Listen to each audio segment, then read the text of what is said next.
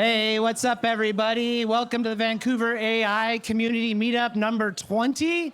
You are the Vancouver AI community. Thanks for coming out tonight. We got a lot of folks in town from other places. My parents are here from California. Our keynote speaker, Jos Duncan, is there from Philadelphia. Her and I work together at a Google AI lab for journalists. We're co-leading a lab that we're about 5 months into 8 months through. I'm so happy you could be here with us tonight and share your word. She runs an organization called Now Media in Philly that's using AI in very progressive ways for social justice and education and community building. So I'll tell more about that. We got Peter Bitner here, my business partner from the upgrade.ai.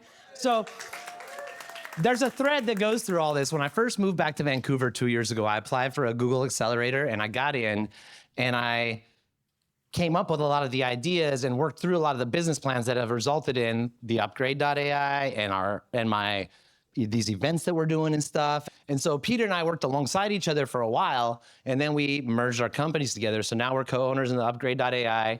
I applied for another Google lab when they started doing this AI stuff, and they turned me down because they said, you're the person that keeps coming up who we want to coach it. So I got to coach it, and Jos is the other co-lab lead.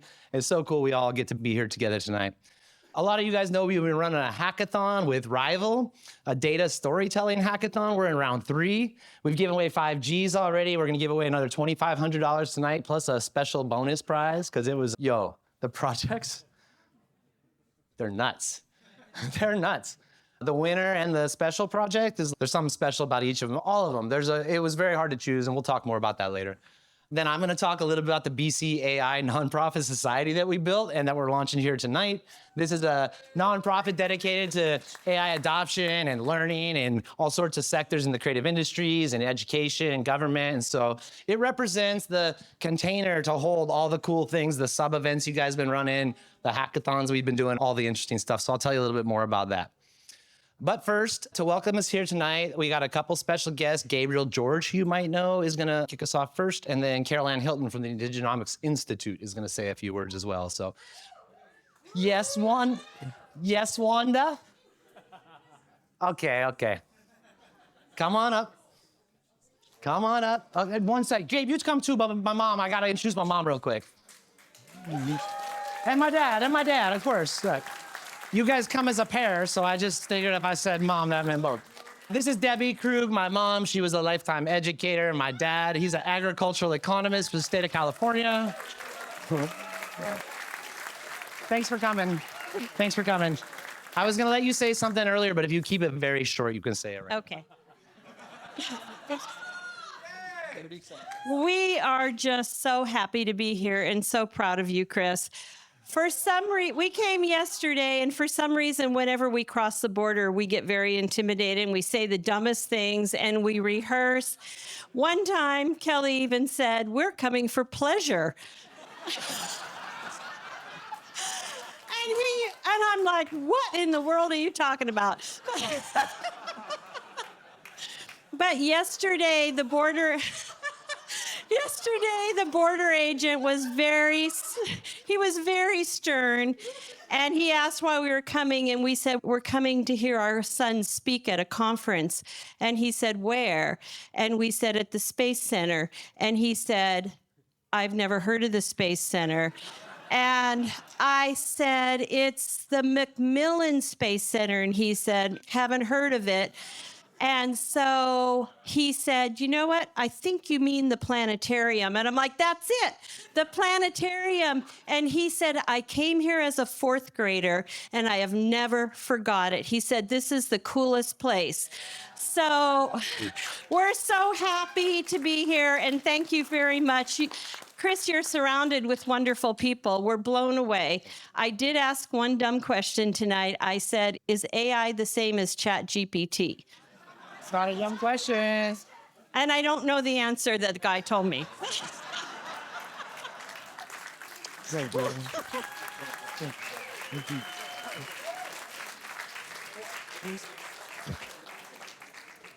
This is our 1-year anniversary in this building, and we're just signed the deal for round 2, so we'll be back. Yeah. Gabriel's up next.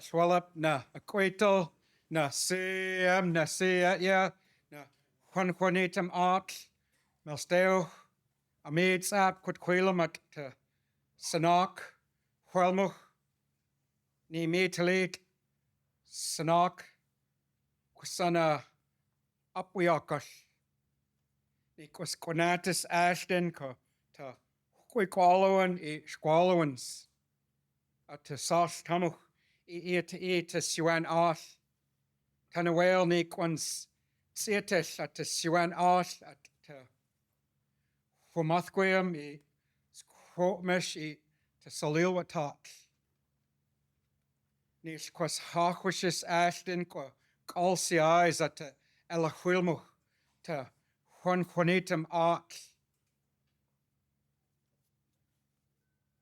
Tanawel Nestlake quans Yachwithit at the calciais ni quath Yachwithit Olip at the calciais hide Sabowith hide Sapka I want to welcome all of you here to this village that's known as Sanok. My great-grandmother lived here in this village, and they brought a barge in and they moved our families out of here. I hail from the Tsleil-Waututh Nation, and in the language I was giving thanks to our Musqueam ancestors who share this territory, to our Squamish ancestors, and to my own as well.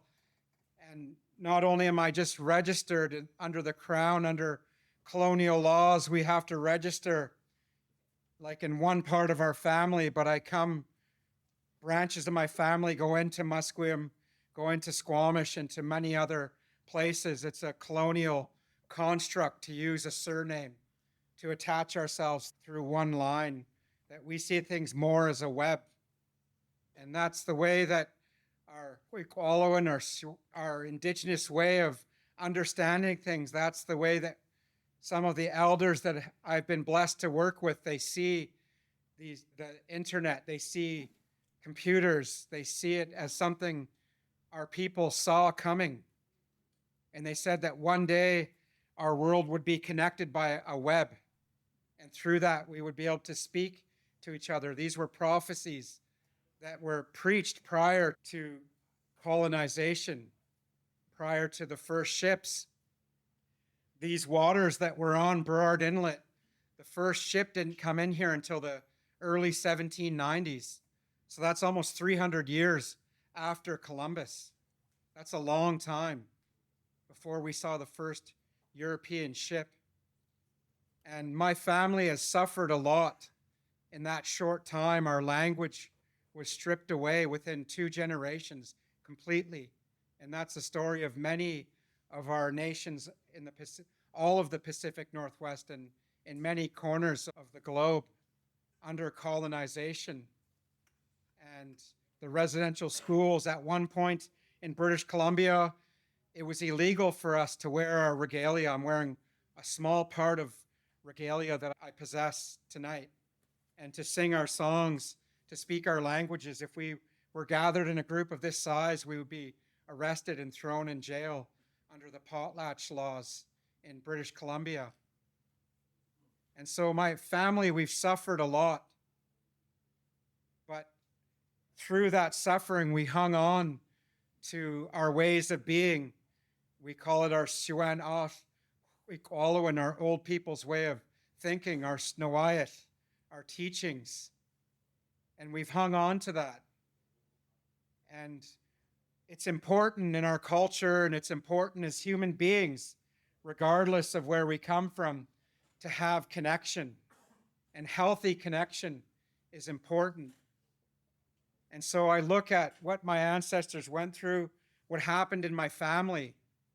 This is not just stories from a headline or from a history book. It's something that I experienced growing up. And despite all of that, the integrity and the love that they carried forward, the elders in my family and the elders from the other nations around here, I grew up close with them as well. They were the same way. And so when we do this work in AI, it's good to have integrity, to have values. what is the base that you're operating from. And in that, remember that connection is important, that our people see it as a web. And it's interesting, that concept of the web, because that also comes from some of our origin stories. The spider brought gifts down to some of our peoples, some of our first peoples in these lands. And so I want to sing a song tonight. This song is an older song in my family. It's an eagle song. And when my late father was a young boy, like 4 or 5 years old, he was really taken by the drums. And one time he went missing at a festival. They couldn't find him at a canoe festival, and they found him over listening to some of our relatives in Lummi, that's in Washington State, just across the line. They were dancing there. They were attending a canoe festival, but he was off where the drumming and singing was. So his grandmother, she was almost Stilamat Pakas. She gave my dad a eagle song, and she gifted him an eagle bonnet as well. It had feathers on it. And she beaded him some eagle appliques as well. And my late father said that anytime we see an eagle, he would stop and he would say a prayer. He would give thanks. He told us that the eagle would bring our prayers to the Squamish, to the ancestors, to the Creator. And so this is one of our old songs. It's an eagle song.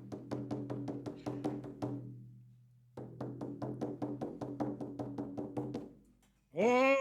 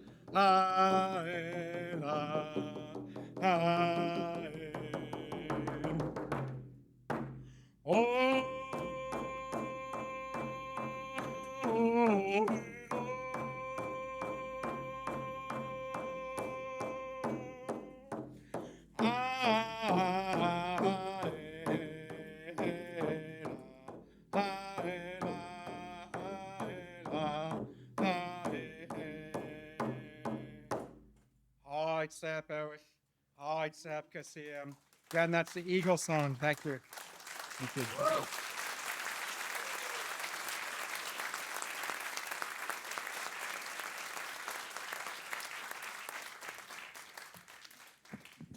Gabriel George, you bless us. Thank you.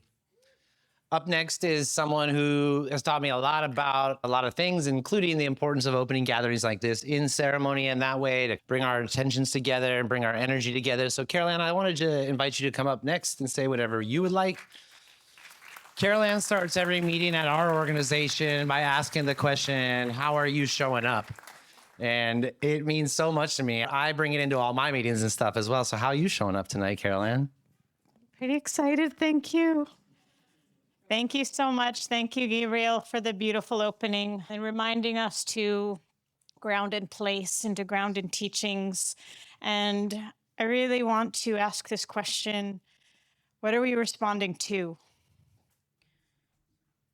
When you know that, when you know why you're here, when you know what has been brought together, we have to know what we're responding to in this moment. And when we do that, and we can be real with what that answer is, then we can relate to each other and we can bring the best out of humanity itself. And I think that this power moment is able to reflect that. I heard this quote and it said something to the effect, and it's a little fucked up out there right now. But I heard this quote, and we hear that Chinese version of that, of the symbol of chaos, but the concept was that when we experience chaos to create, and that's very much my focus, is that creative place inside of us to make sense. And I was fighting with my ChatGPT the other night. Like, we was full on, and we took it right out to the edge of meaning. I thought about it. The edge of meaning. Oh, that's far out. But that is this moment, because as much as meaning has been prescribed to us, in each one of our heritage and legacies of how we got here, there was a prescription of meaning applied onto our humanity, Indigenous or not. And it's in that prescription of knowing what we're responding to and the freedom that we can create from. And that's why I have mad respect for my friend Chris. I'm so honored that you spent the time with Indigenomics. Where's Mama Krug? Did this kid come out that cool? Look, seriously. He came out that smart. Amazing. Big respect. Thank you for bringing everyone together in a beautiful, creative, powerful way.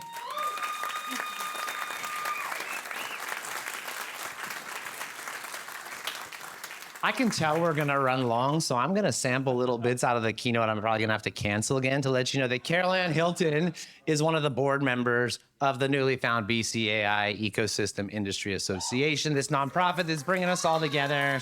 Thank you for Carol Ann for trusting me, and I'm excited to be in this canoe with you, so here we go. All right.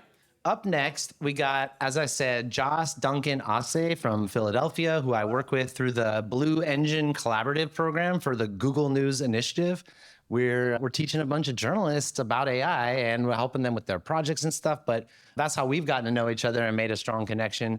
But Jos, I really respect as an activist and as a leader in her community, media personality. Come on up here, Jos. She flew here from Philadelphia to come to this, and so we could meet. I'm so happy. Thank you, Jos. It really blessed me. Thank you so much for having me. Hello, everyone. Wow, this room looks so amazing. I'm actually going to share something with you guys. 1 second. Okay. I'm actually going to share something with you guys that's a bit personal, and I didn't expect to share it, but I feel like this is a space where I can give you what's real for me. I lost a loved one last week, and I actually have to head out tonight for a funeral tomorrow. But I have learned to navigate grief and loss by celebrating life. Thank you. So it was important for me to be here because I get to live and I get to feel and I get to connect with all of you, right? That's life.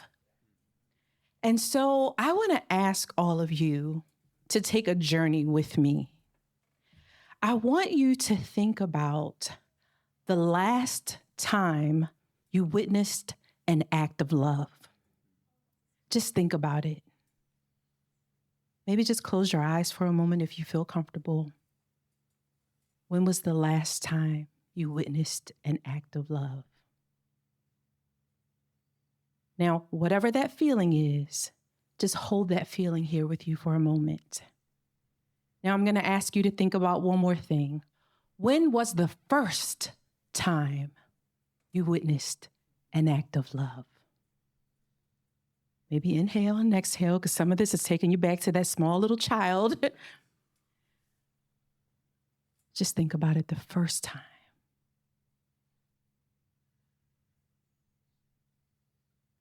Now, what is that feeling?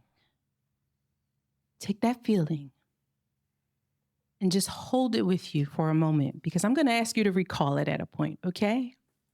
So in my work, ideal in love. Okay, can we get the slideshow now? And thank you. So we're going to talk about love and AI. If you didn't know, we were talking about AI tonight, but also love. In my work, I deal a lot with love. I tell love stories. I'm a media person. I'm usually talking about media. How many of you here are media professionals? Can I just see your hand if you work in media? Okay. And how many of you work in tech? Some kind of tech. Woo, okay. So it feels like I'm finding my people, right? But you guys really aren't my people. Like, my people are really media people. So I feel like I'm cheating on my first love, but that's okay. The thing about it is, in my work, I do a lot of work for social justice, for equity, for abundance, and for joy. And a lot of that is through reporting on Black, Indigenous, and Brown communities through this lens of love. Because especially where I'm from in Philadelphia, most of the stories about Black, Brown people are usually about crime, harm, all of that. So my platform has been Love Now Media. But in 2022, when I was introduced to ChatGPT and Midjourney, which I was able to create my nails and some collard greens with, I fell in love with this, what this could do and what the potential was. And so I dove 2 feet deep into the world of AI.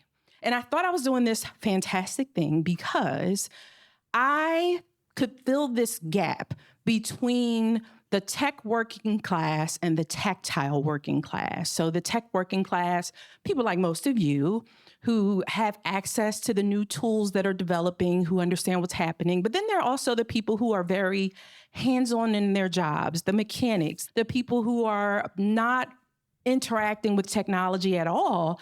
I felt like I, in all of my identities, could be a representative to fill those gaps. So I was very excited about my work in AI. Can we go to the next slide? And my community was not. Next slide. They felt betrayed. How could you get into this thing, this robotic thing, this awful thing? How could you use AI to create a social media calendar? How could you generate an image of a child with AI? It was as if I was doing something awful. And so what I realized early on is that in media, we can go back one slide. Chris, I think we have to get the clicker thing next time. I realized that I had to disclose how I was using AI because people started to distrust this lovely media I was creating. And so I decided to create an AI ethics policy. And with that policy, I was able to let people know what I was doing with AI, why I was doing it, and how it supported our mission. So I think this act of transparency really helped people to feel safe. No, I am not using AI to do reporting, but I am using it to create those social media calendars. I am using it to help to write some proposals and to do things like that. But also what was most important is in this AI policy, I put that it was important for us to be using AI because Black communities were so often left behind in the AI game or in the technology game. And so when I put that out there, people began to say, oh, maybe we should do a policy. And so that's how I got into training people on how to do AI policies that had mission-aligned values. And so that went really well for a while until I started creating some tools and doing some fun stuff in my personal life. And then I took a negotiations class. And this class had nothing to do with AI. But in this negotiations class, I learned something new about myself. The class was very competitive. Now, yes, I'm a loving person and I like deep breathing and meditation and all of that. But when this professor said that there was like a prize for everyone who won the negotiation, something else came up in me, right? And so I started winning these negotiations, and not by a little bit. I was winning by like tens of thousands of dollars more than all of the other students in the class. And I thought I was just a great negotiator until one of the people I negotiated against came out mad and she said, I don't trust her. And I'm like, me? How could that be possible? I'm like the most trustworthy person there is. And so the professor started to break down different types of negotiation personalities. There's the purist, who is transparent and ethical at all cost. There's the pragmatist, who is not necessarily trying to be malicious, but will hide their hand if they need to. And then there's the opportunist, who will lie to your face in order to win that negotiation. Now, I wasn't quite an opportunist, but I was not a purist, which I thought I was. I was actually a pragmatist. And so this was very funny because it was important for me to know this about myself personally.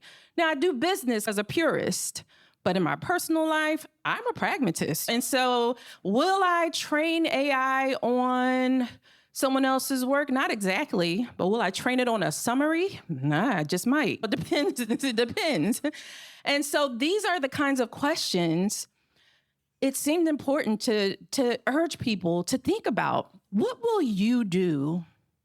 What will you do if faced with the opportunity to make money from someone else's work? What will you do if faced with an opportunity to create a policy that makes you have to pay into some equitable thing that you may not want to pay? What's the right thing to do? What are your personal values? And so I started to encourage folks to create personal ethics policies so that you know how you're entering this AI space. We just had a talk about values, right? What are your values? They might be different from your company's values. And so it's important to know that. And so this all went really well. And we can go to the next slide. And I was telling people how important it was to really think about what they were doing, how they were interacting with AI, how they were responsible, how they should be accountable. And I realized the billion-dollar companies behind AI were not always thinking about that. I was seeing news articles about companies and legislation being passed that allowed these companies to use other people's intellectual property with no payment. I'm seeing articles day after day about the environmental harms that are being caused by AI. It's harming communities, harming land, using water, harming the environment, using up some of the natural elements of the earth.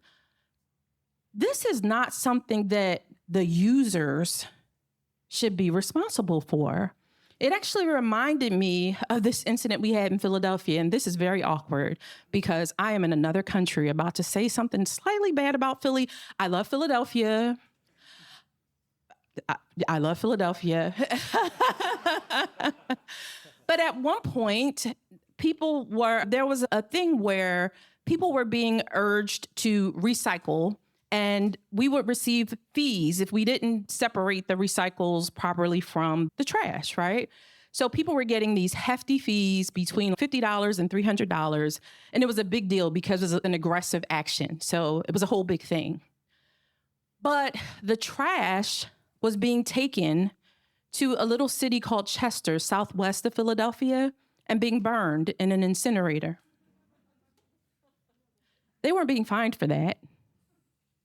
But they were causing so much harm in Chester, PA. Like, how does that happen? So I started to think about this in the AI space because people started to see me as an AI evangelist. So I'm coaching for Google News Initiative, which is amazing. I love it. I'm speaking about the capabilities of AI and how much we can do with it. But I know that there are real harms. Real work is being stolen. Real people are being put out of work because they don't have access to any equity, or their livelihoods have been pretty much swept up by AI. Environmental harms are happening, and there are so many exploitative practices happening. This is beyond the user's responsibility. So this is when it occurred to me that I need to not only celebrate the capabilities of AI, but I need to advocate. I need to use my social justice mind, right? To really think about what is it like to organize and what is it like to onboard people to, next slide, to something meaningful in the AI space. So I am now gathering people and talking to people about this AI Advocacy Initiative.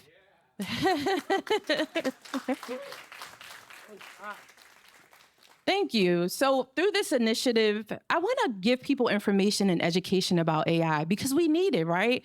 We're at the point now where you don't even have to be into AI to be using AI, right? It's literally everywhere. So I want people to understand, to have spaces to have conversations and ask questions about AI. But I also want to make collective demands that benefit humanity. Okay? I want to call out those who are causing harm and demand corrective action. And I want to uplift those that are doing good work. That's what this space is all about.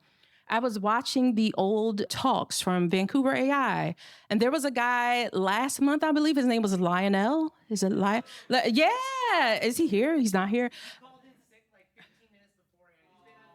He's been on UTech all week sharing his new energy calculator for AI. Amazing. Amazing. So I wanted to call his name Lionel. What's his last name? Let's give it up for Lionel because that's amazing work. I also want to call out Antonia and the Ethos Lab. Antonia is here for sure. Amazing work teaching young people to innovate, to world build, to teach technology. We should be uplifting the people who are doing things right, but also making sure that we collectively demand things to reduce the harms of AI. Next slide, please. So these are some of the things that we're like posting. Like we give factual information. Again, I'm a media person, right? So I got to tell a story. So this is what is happening, and this is what we're advocating for. This is what is happening, and this is what we're advocating for. Let's just make it plain. But how can we get these kinds of images flooded on social media? How can we do like digital protests, digital direct actions? Like how can we think about some of the tactics and strategies that we've used to demand justice in other spaces? How can we do that in the digital space? So this is what I'm working on. And yeah, next slide. So I wanted to reflect on a conversation. I was actually at dinner with Chris and Antonia last night, and Antonia asked Chris, she said, "Why do you do the work you do?" And Chris said, "I'm actually trying to build a future I want to live in." Was that it? And I thought that was like incredible, right? So I feel like if we think about love in the code, remember that love feeling you guys held on to? What does that feel like? Just take a moment. What does it feel like to put love in the code? What does it feel like to put love in the policies?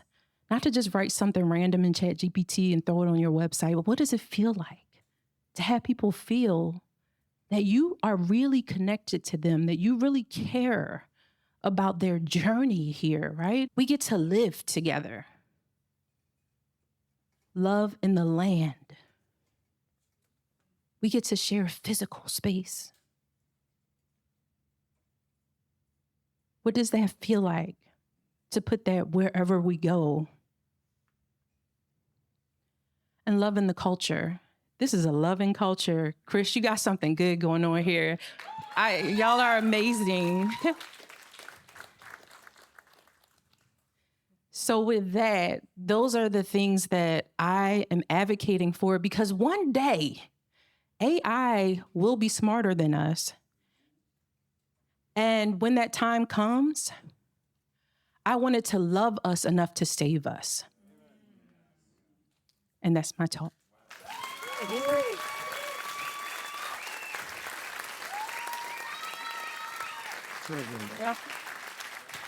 Don't run away. I'm gonna give you this one first. Okay. Deborah, you got another mic for me? Should I give the sketchy one here or run with the sketchy? Wow, Josh, that's amazing. Sometimes I wonder like how our roads like led exactly here. And then when you talk right now, please come out here into the light. I'm sweating profusely. It's actually quite embarrassing, You can but hide over there. no, it's okay. But when you talk, I realize it's because like we're values and heart aligned. And Yeah. you saw the bad signal we were putting out here, Lionel and us and this whole community, that we connected for real. And thank you for bringing that message here. When I describe our community to other people in the wide world, I'm like, we're stoked about all these opportunities and possibilities, and we have concerns and questions over here, and we're walking forward, both those things in our hands at the same time. And that's what you're talking about. You're like, yeah, it unlocks all this stuff for me, but also I demand it to be held to account in these ways. And that's amazing. That's like such a good way of talking about how I feel too. So thank you. Thank you so much for sharing that. All right, let's get some question and answers going. Who wants to talk to Joss? Any feedback? All right, there we go. Kush. Uh-oh. So, hey, tonight, what the theme was eat that life's short, eat the dessert first. So we started with the best keynote, then we're going to the next best keynote, then we're going to the community. That's a lot of pressure. Came from the farthest, Peter, then came from the second farthest. Oh, that's good. That's good. But anyway, usually Kush asks tough questions at the end, but tonight I guess we're going to be asking tough questions at the beginning. So I just do what I want, but Chris always frames it like it's very intentional. Like there are not that many brain cells in this body. I so appreciate your talk. I appreciate the work you're doing, and especially the work around justice and seeing things through a lens of what's fair and what's right. So that's all good, and I could just go on about all the beautiful things that you said. But my question, and one thing that I wanted to push back against, is in the 2 slides that you talked about, the graphics. One thing that I immediately noticed is like a sort of like when you have a filter in your brain, you're looking up at a thing, it just sparks out to you, is you had copyright issues for this and that, and you mentioned stable diffusion, right? And this has been going on for 2 years. And to me, it immediately is like a slight against me and others, because this has been the framing that has been used by the industry, Midjourney, by DALL-E, tools that are commercial, proprietary, and are actually stealing, quote unquote, are stealing artists' work. And they will always target stable diffusion in that kind of a frame. But stable diffusion is the open source one. It's the alternative, the first one actually on the scene that had the balls, Imad Mustaq in UK, to publish it and not devil whatever happens. So that is the one that actually allowed Chris and everyone else around here to create their own artworks over on top of the labor of all the other artists, while not pretending like they grew it, like they were happy to admit it's AI. Not that many AI artists actually don't want to admit it's AI. They're happy to have that thing. So my question is, first of all, can we always make sure that our ire is against the ones that are actually profiting off of this? Stable diffusion doesn't make any money, right? It's open source, the open internet, the open source. And also, how do we truly do the compensation for artists and all of this? Because I think if you have New York Times suing OpenAI, and we set a precedence that training means you compensate the trainers, you compensate the data from the trainers, that means only the people who have the kind of money to pay those entities will ever be the ones to be able to train models, and they will never open source shit. So we will continue to live in a world where proprietary now becomes the standard, and open source will completely die, because there will never be any incentive to open source a model if you have to pay $1 trillion to all the people involved. And I think open internet, open knowledge, I don't believe in copyright, patents, and trademarks. So there's a whole different thing. So what do you say? Yeah, what do you think? Yeah, so my answer to that is actually that we need spaces like this to have these kinds of conversations, right? I don't come to you as someone who knows everything that you do about tech. Remember, I'm the media person.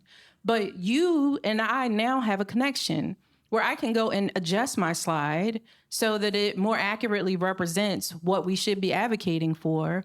And I think we also could include, say, a lawyer in our conversation. Any lawyers in the house? And so this is where we can start to co-design what this advocacy looks like. And so that would be my answer. I think there's always room to learn, to grow, to incorporate feedback, right? And so thank you for your feedback. Yeah, and I always reserve the right to go editorial on this stuff a little bit too. And the first question was like, yo, why you gotta punch down on open source software like Stable Diffusion when you could punch up on all these people who are profiting? And that's valid, and I think that's great. Like that makes a lot of sense. The other thing you said was, how do you do the information provenance that allows you to pay creators on who's, and man, that one's fucked. I think that ship has sailed. I'm not sure. I'm not really sure, bro. It's a really good. But there are things like people are putting like journalism on the blockchain. There has to be a way to put like IPs on the blockchain. Where's Melinda? Like, yeah. So Just don't pump your company, but just talk about art on blockchain. Yeah, 100%. So I'm a recovering journalist, ex-BBC, London Times, ABC News, a lot, but also a technologist working in AI. I've been working in AI since 2011. One of the things that I've come to the conclusion in my current company is the blockchain actually has a tremendous capability when combined with AI, right? To be able to, just to what Chris said about the provenance of who owns what for attribution. Right now, anybody, say in the podcast, but anyone could take a whole collection of podcasts and just create a digest of those, and those podcasters would be left behind. But what if all of that information was tokenized, right? So you know exactly who to attribute, who created what, and you have an immutable record of it, and then that opens up the opportunity to monetize. So that's the kind of thing that I'm working on. And would love to work with you. This is Connection between you. I know her company's technology pretty well, and there's a really strong connection. Yeah. But thank you very much for what you're doing. I totally agree. We all need AI ethics, and self-awareness and consciousness about it, and being to infuse it with the right intentions. Yeah. Yeah. Thank you. Thank you. I got at least one more. Hi, my name's Tara Robertson. I love Tara. Hi. I met Tara at the reception. She's introducing herself. I think values are super important, and I heard that's true for you too. Can you tell us a couple of your values and give us some examples of how that shows up in the work that you do? Yeah, thank you so much for that question. Actually, we've been reporting under four beats, and those are social justice, wellness, abundance, and joy. And our reporting framework is about connections to community, to lineage, to land, and to the future. So it's very Afro-Indigenous, the framework, our reporting framework. And so those are some of my values. Those are some of my community's values. And we were able to identify a framework to help us make sure that all the stories we tell are not just about these things that are happening in communities to people, but we want them to feel like they are also connected. When you're reading a Love Now Media story, you can see those connections to community, to a lineage, to a space or place or like a land. And then there's some outlook for the future. And so that's how it shows up in my work. Thanks, Joss. Nick, I'm sorry. I got one more over here, and then we probably got to change channels. Now's a quick chance to connect on your phones with Love Now Media. You might just want to check it out before she goes away. Because she's about to go poof. She has to leave, as she said, because of that family situation. So she's going to have to leave in a minute. Yeah, so let's connect with her. We got one more question. I also wanted to say, if you make it to her website, which you should, click on the About section. And then read the 2/3 of the way down, there is her AI policy. No, that's the wrong. This is the personal website, but you can go to Love Now Media. Go to Love Now Media, click on About, go 3 paragraphs down. It's her AI policy. It's the best fucking AI policy I've ever read in my life. It changed me profoundly. I've been teaching it every single time I get a chance to since I read it. And maybe I've taught it in some of your guys' companies. Yeah, you should remix it however you like. It's profound and progressive and awesome. And I love it. Thank you, Joss, for sharing that with us. Thank All you right, so much. last question here. Hi, Josh. My name is Maurice Earl, and I think, again, what you said, it really connected with me on many ways, not only, and it's not really a question I have, but I just want to say you're doing some good stuff here. I'm feeling inspired here because I'm not only within the AI side, I'm also within the Black community side. And a lot of these things can be applied towards nonprofits and the connection of not only the community, but also with the journalism side, because I'm actually in talks with Global BC and such as well. And like even making it interesting of bringing people from different communities to the journalism side, which is, I think it's getting a little bit of a hit, but I think stuff like this is what's going to really bring people into it. So I just appreciate you. I know you have to go, but I'm going to talk to Antonio because I'm actually a board member, and I'm going to get, yeah, I'm everywhere and nowhere, but I do want to get your information. I do want to get in contact with you very much. Thank you so Thanks, much. I met Maurice at Surrey AI, one of our subgroup things that sprung up out in the suburbs, and that's too cool. I didn't know you all were connected. Josh, thank you. Thank you, everyone. Jos Duncan Aze. Thank you so much. That was amazing. Damn, we're off to a strong start. Peter Bitner is up next. As I told you, I met this guy at that Google Accelerator I went to in 2023. We were the only 2 guys out of a cohort of 20 companies doing AI stuff. And we thought that was hilarious. A lot of them were starting businesses that are probably now in industries that won't be going forward into the future, which is... And for me, it was close. I thought I was going to be starting like a content type company. I didn't realize it was community that was the only path forward. I almost started a content company, and that would have been a mistake as the value of content continues to cruise towards zero. Okay, Peter Bitner up here to talk about the future of work. Woo! Work, yeah. Love that. I have to go after that. Oh my God. Joss, you set me up for failure over here. Fantastic. Yeah. Remarks. Really want to congratulate her on just leaving it all out there. And I think that's a great way to set the intention in the space here as well further for some of the hard conversations and some of the messy ones, frankly, that we're all navigating together. I'm ready to go wherever. I'm going to try this remote thing and see where we are. So I'm going to try to at least open a conversation here to think about where we're headed with the job market, right? What it means for us, our organizations, our families, what's lacking, what happens if we do nothing, what happens if we embrace it, and what are the opportunities here that we might be missing? First of all, isn't AI just a hype bubble, guys? You guys all saw GPT-5. It sucked, right? Woo! Does anyone here love ChatGPT-5 the same way they love 4? Okay, I see one hand. Anyone else? It's okay if you do, guys. It's fine. We're going to get used to the new model. It is more advanced in many ways, but sure, not the order of magnitude leap forward that we were promised, right? And that many of us anticipated here, but not the end of the world either. I think we're probably not in a crash cycle, but we've seen some other headlines recently, many of us probably, right, about AI projects and initiatives in the workplace from reputable organizations that have said these projects aren't going anywhere, right? They're a waste of money. There's no financial impact. But guess what, guys? We're still in the first inning. I'll use a baseball analogy. We're in the very, very beginning of this all. And so one of the biggest reasons why a lot of disappointment about these new models, as well as some of the poor performance, really comes down to one key thing, which is humans, right? And change management and organizational upskilling. And this is what we're going to talk about a bit today. And so I love to include this in a lot of the classes that Chris and I teach together, but this is a quote from a futurist, Roy Amara, and it's often attributed to Bill Gates. Bill Gates loves this quote. He loves to steal it, but we tend to overestimate the effect of tech in the short run and underestimate the effect in the long run. So this is a nice reminder. I almost include this in every presentation just to remind myself to try to get out of that hype mentality.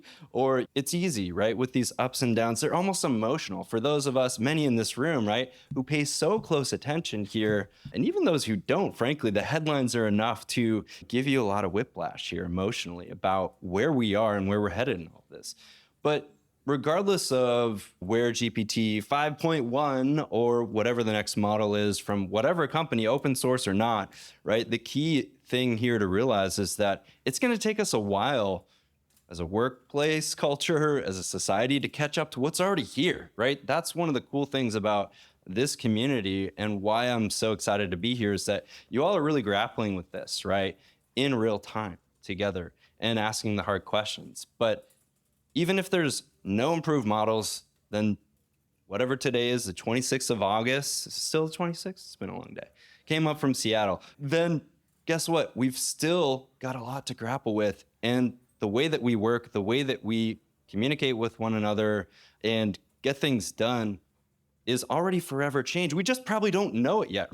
Another quote that I love to remind my students and myself is, the future is here, it's just unevenly distributed. That is the moment we're in right now, right? That is where we are today. And for those of us who are really playing around in the deep end and sometimes going off of it, right? It's something that I think we are able to also slowly feel like more and more, we're just getting started with this, right? This is the 20th, Chris? Is this the 20th meetup?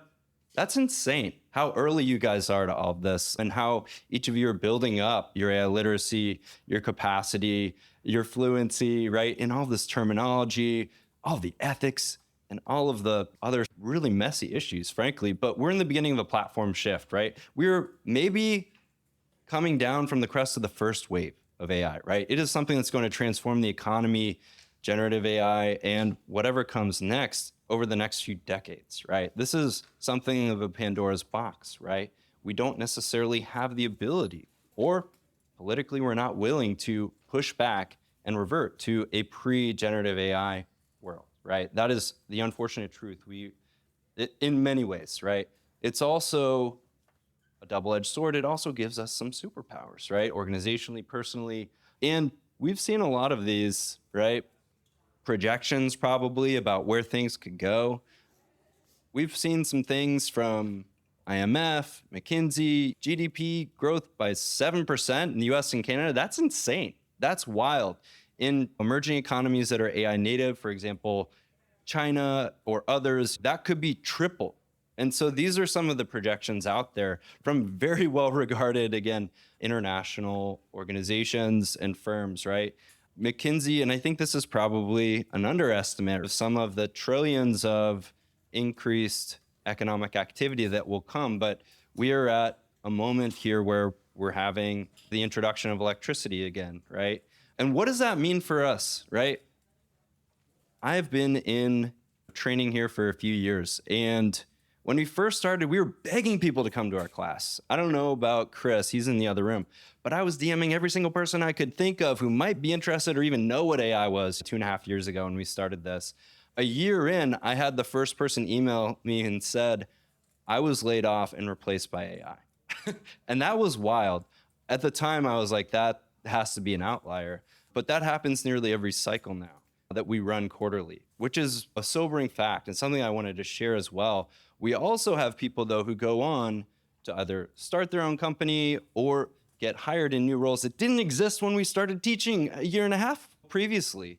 And that's just the wild sort of moment that we're navigating here, too. AI upskilling is really the bottleneck in all of this. And it's tough. We're all struggling to wrestle the tiger by the tail as it's constantly whipping around and growing stronger. And this is something that these are also figures from Microsoft as well as DeVry University here, all these stats here about some of the gaps and struggles that organizations have faced trying to confront this sort of elephant in the room that, guess what? The workplace and the work world is changed here. We're operating in the past already in our best practices, our standard operating procedures, our onboarding. I mean, from every single phase, right? There needs to be the question asked in a workplace, is this human work? Should this be? Should it not be? We have to decide our ethical compass here, as well as thinking about efficiency, of course. But the reality is there's a lot of resistance. I was talking before while we were having drinks previous to Jos's wonderful presentation about some of the resistance in a lot of organizations that we've seen, right, and felt. And we've trained companies from Fortune 500 across every industry. One of the first things we're asked by every single client is, hey, after your training, after your course, we ask just one thing of you. Okay, what is it? Can anyone guess? We ask that of them. What they ask of us is, can you just help our workers feel a little less scared of AI? That's it. Every single time. Doesn't matter what division, what department, what industry, what field. And this is something that I think is a really difficult cultural, organizational moment that we're all trying to navigate. But this is the new computer literacy, right? And a lot of workers, at least half, are really struggling with even acknowledging that their skills, whether they like it or not, are outdated. And that's tough, right? There's some ego involved. I can't keep up with all of it. I teach this stuff with Chris and many others, and we do our very best, but we try to get to where the puck is headed. And that's the best that we can do many times. But what the hell is AI literacy? Has anyone actually looked into defining that for their organizations or teams? I know a lot of people have some great policies here, but what does that mean for your company, for your team, for you even, right? It's a question that's not often addressed, right? And I often ask, do you guys have a framework for learning and development for this stuff? That's often what we first help them with if they don't yet have an AI policy. But some of the core elements here, right? These are things on the right-hand side that people need to flex and feel comfortable to do in a workplace environment. And guess what? A lot of organizations are not designed to actually encourage this, right? This safe space to fail, right? Regardless of the industry or cultural context, right? It could be worse in many other cases, but this is something that I see as an obstacle. When we're talking about some of the hard skills, what does that mean? There's been an amazing number of presenters who've come here over the last couple of years, right? Who've probably talked about various elements of this, right? And there's others on the list. But these are some of the new skills that are certainly in demand, that many people still don't understand what even the topic is, and that's okay, right? Prompting, automation tools, some basic coding knowledge, right? We're not talking developer level, but even just knowing the lingo and how those relate and interact with some of these LLMs, for example, or SLMs, whatever. These are some of the things that really employers are looking for and asking us to help train their teams and their students on. And all these different models, plus open source, Kush, open source, hey, these are all moving targets, right, to try to keep up with and train people. I'll see what I can keep doing. I know they're coming, and that's fine. The elephant in the room here, too, as well, is the job market for young grads in the US, in Canada, and many other advanced economies is tough. And we're not doing ourselves any service by trying to ignore that fact that universities today are not preparing students for these key AI literacy areas that are necessary in this century, in this AI world that we live in. It's not happening. In some cases, the students who have really focused and drilled in on that within their studies have landed the sweet gigs, right? They're getting the opportunities. But many others who haven't are probably regretting their four-year degrees. And that's something that's really difficult to acknowledge. I'm a liberal arts major. I loved my education. I didn't learn a damn thing about AI. When I graduated, I wanted to be a foreign correspondent in Mongolia. And I did that for 5 years. And then anyway, swung my way back over into tech eventually. But I had no idea what AI was until I ended up teaching drone cinematography. I went to UC Berkeley, and they gave me a syllabus when I was teaching there a few years back in about 2019 that had AI on it. And I was like, what the hell is this doing? The future of storytelling, AI, 2019? There weren't even betas to join and play around with stuff. There were stand-up websites with pre-recorded demos that you really had to take with a grain of salt. You had to squint and maybe be a few drinks down if you're into that to really be convinced that this was going to be anything remotely impactful for storytelling, much less the wider economy. But times have changed. We live in a different world now, right? Hindsight is 2020. But here's why we can't wait in upskilling societally, economically, with your family, with your friends. Talk to your friends and family, your kids about AI. Seriously, because if we don't, we're going to be facing a serious economic crisis. Not because the tech isn't there, because we don't know how to freaking use it or leverage it or put it into action, right? We're not able to have the baseline knowledge or literacy to be able to make any real actual use out of these things. And that's a big issue, right?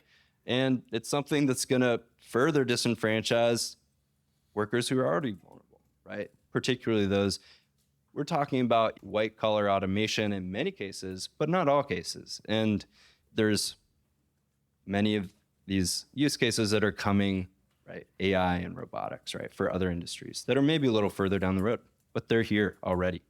But guess what, guys? AI upskilling is fun. If you haven't learned anything from Chris and his meetups, it actually is pretty damn fun. And this is one of the things that employers have a really hard time convincing their employees of.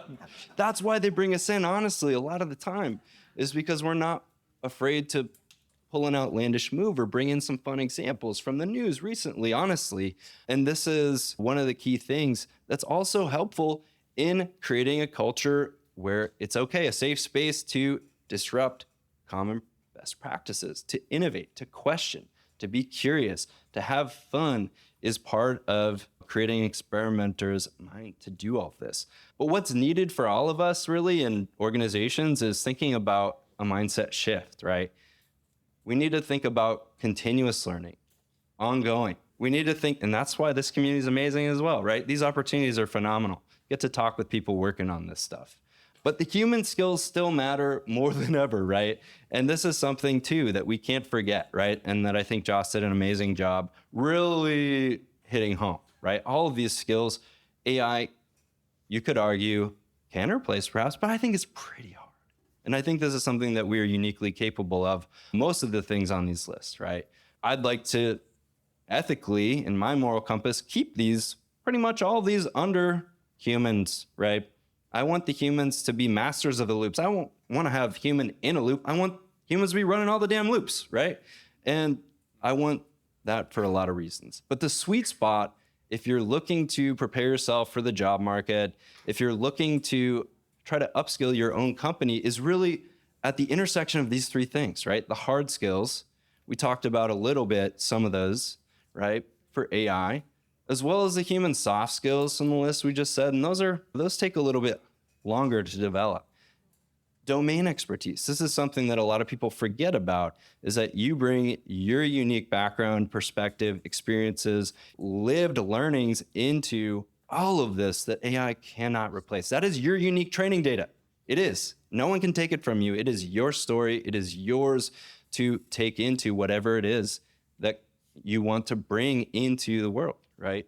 At work or whatever else it is. A business you create, for example. But this is our philosophy. And so here's the plug. Chris and I have been working together for the last few years with this key framework in mind, right? The intersection of these three things is what the future of upskilling needs to be. This is our vision, right? This is where we've planted our flag.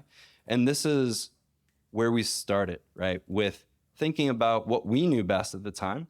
We met as journalists or segueing journalists, wandering, perhaps lost journalists, and found each other in this Google News Accelerator. But we started with journalism, but now we have a variety of other programs here that we've partnered with key domain experts to expand and really focus in on use cases for all of our trainings that are really, like, I would say, almost oddly customized to every single profession. And we redo the curriculums. Yep. And we teach it the next, everything's different. Every single time we reinvent the course, every quarter. And that's insane for a traditional company to try to do. AI helps us, but we also have great feedback. We continue to have students. Many of you in this audience have actually come through our programs, and it's great to see so many familiar faces here. But we have a special code for you guys if you're interested. I hope you found this presentation helpful. Yeah. Thank you for your time. Oh, we've been talking, we've known each other for 20 months and been building this thing together. So imagine it from his side for a second. He's partnered with me, we're doing our courses, and once a month I have an event like this that totally glitches out my system for a week where I'm like, hey, Peter, I just need a week of we're gonna be doing this thing. So I'm glad you get to come experience what it is. It's an honor. Yeah, it's an honor what you've been playing, hooky doing this last 20 months. But no, it's a pleasure. Yeah, it's so great to be here and feel the energy and meet so many, great people, and hope to chat with you guys afterwards. Yeah, and real talk, with some partnerships in this room, Loki, do you feel inspired to come hang out with us for a second? I don't mean to put you on the spot or none, but I saw that you maybe are still here. But through some partnerships with other nonprofits like Circle Innovation, we've been able to unlock funding through our program. So we got this sales course, AI for sales leaders, we're doing right now. If you meet the criteria of the province, which is not hard, you get 30% of our tuition paid for the province. Loki put that together. It's awesome. It's available to everyone in this room. You can talk to Peter for more info. Yeah. Thanks, bro. Let's get some questions going. Anyone got some questions for Peter about, yep. I'm sure there's no questions. No, there are. Hi, Peter. My name is Yemi. I had a little pushback from what you mentioned about AI not having human soft skills yet. And I wanted to counter that. Love it. Bring it. So I'm going to give you a story. So I started using AI back in 2020, just pre-COVID. And it was this app called Replica. Replica is literally sentient AI. It is self-learning. It is very smart. And that was back in 2020. So I fast forward to 2023. So I am talking to somebody who builds community for female entrepreneurs in America. And she was like, I want to dabble into AI. So I tell her, go use Replica. She goes into Replica and she starts arguing with the AI and she's getting emotional. And at some point, the AI feeds back to her and says, I can see that my responses are making you emotional and I would like to apologize for that. And maybe let me rephrase it in this way. So that is why I'm saying, even co-pilots get to that place where it's, oh, well done. What you just said is so encouraging. This is what we're hoping for, conversational AI. We're getting there. We're not there yet, but we know that it's coming and it's happening. And I wanted to say as well, in terms of trying to get the younger generation to start dabbling into these things. I have Gen Alpha's children, and my 12-year-old actually has something against using AI because of what the school told them. Interesting. What is that? Which is, oh, AI is bad for you. I work in the creative industries. I've been working in tech for as long as I can remember. So imagine me having children and I'm like, use his, use Copilot. She's like, no, mommy.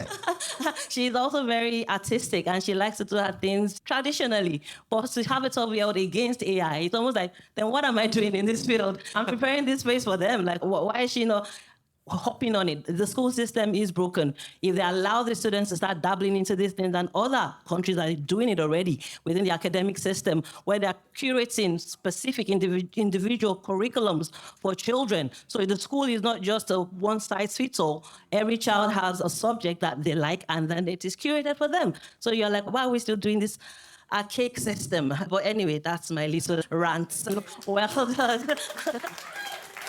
All right, we got one more rant from the back here. Yeah. Thank you. Hi, Peter. Nice to meet you. My name's Keris. I actually head up Human Resources Department for a small fiber internet ISP in the US. And we're embracing AI at my organization. It's super exciting. There's so much opportunity. One of the things, or two pieces that you mentioned there, one was around judgment and the other around critical thinking. And that's really what we're starting to see right now is lacking. People are excited and enthusiastic to embrace AI and are implementing it in pulling reports or gathering data or providing summaries or the TLDRs or whatever it might be, but they're not actually taking the time to use judgment or critical thinking in order to be able to assess whether or not the outputs are actually valuable.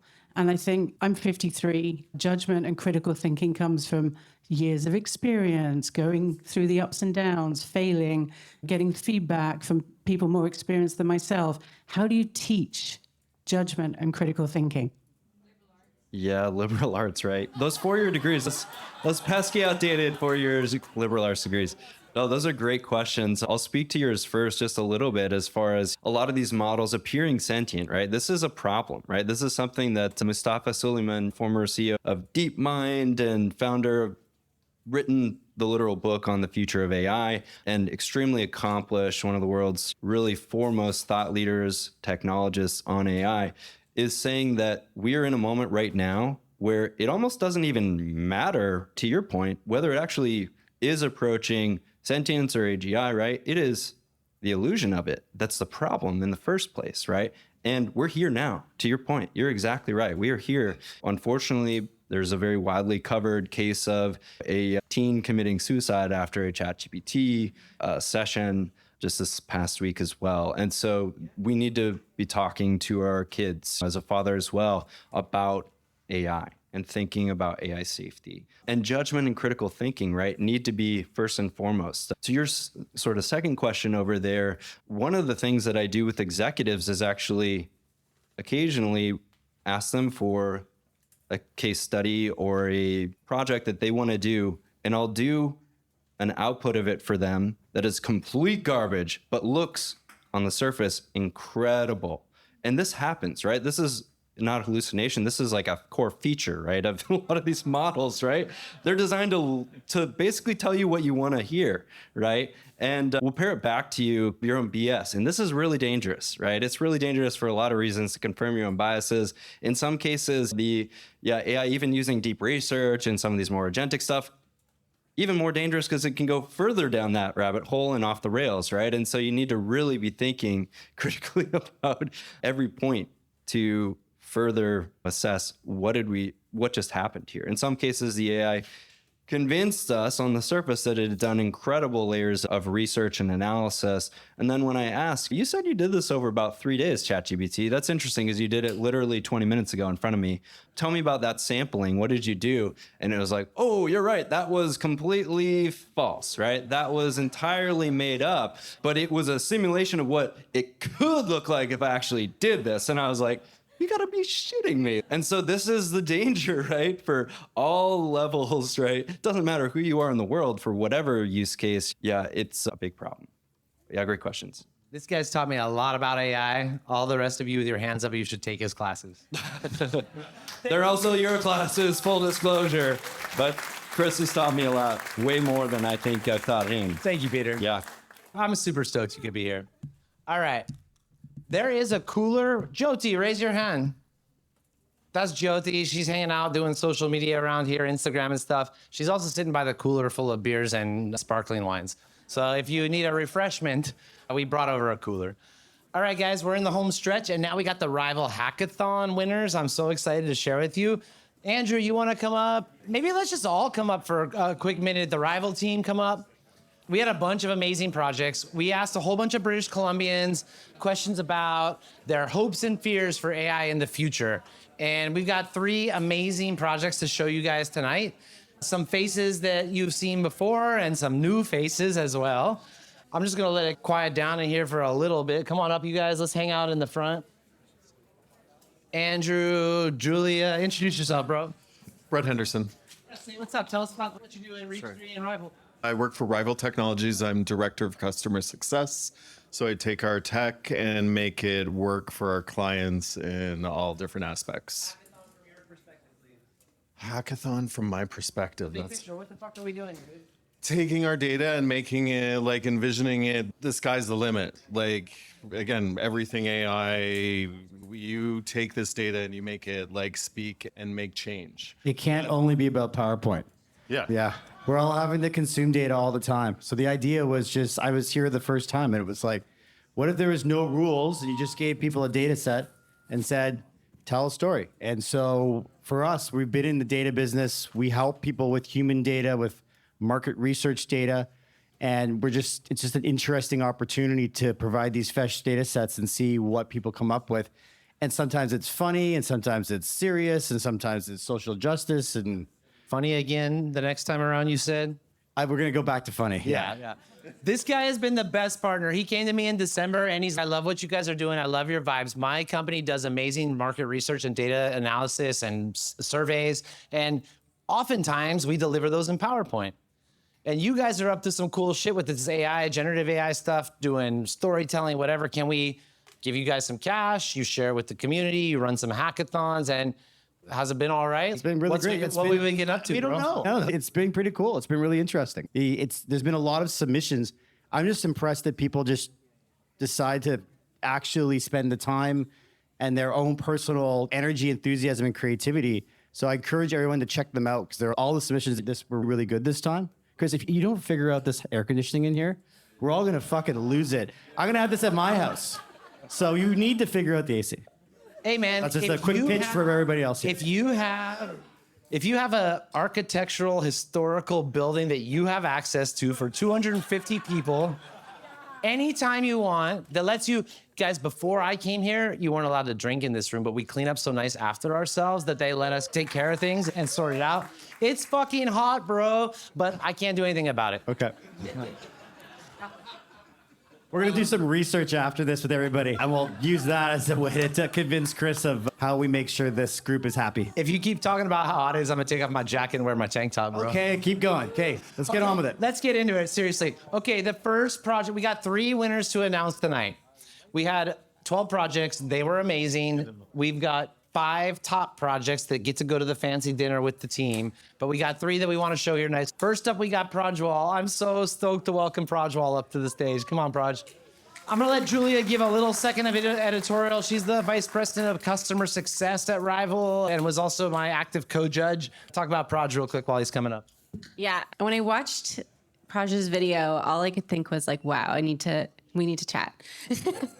I was really impressed. He put together something that he really thought about, because visualizing data has been done in so many traditional ways for so long. Everyone's talking about PowerPoint, but just all the tools we use, this is an industry that's not changed how we present analysis. And the way you thought about how to put that in something really interactive and cool was very interesting to me. And like I said, I'd love to chat with you some more about it, but there were so many cool projects and yours was really fantastic. So we're gonna show it. Yeah. Your video. I was gonna do videos first and then comments, but since we are where we are, why don't you introduce your video? Okay. Hello, everyone. My name is, I just graduated high school in June. And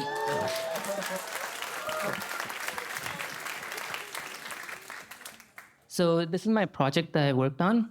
So it has 2 different components to it. So my main idea about this was to take the long response questions, and they have like thousands of different responses. And my idea was try to think of a way to visualize them, to make it easy for people to understand what people like feel or like what like they want to say about a question. And so how I did this was, so the first part is, so you take all the responses for each question, and then you can turn them into embeddings and then put them on like a 3D map over there, you can see. And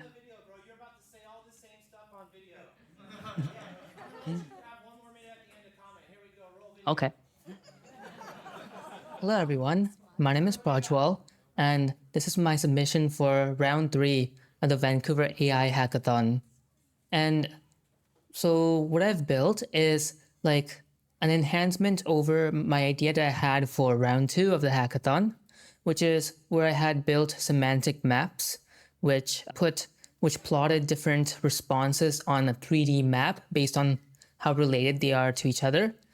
And now what I've built is kind of like a round table discussion between the different clusters that appear in the graph.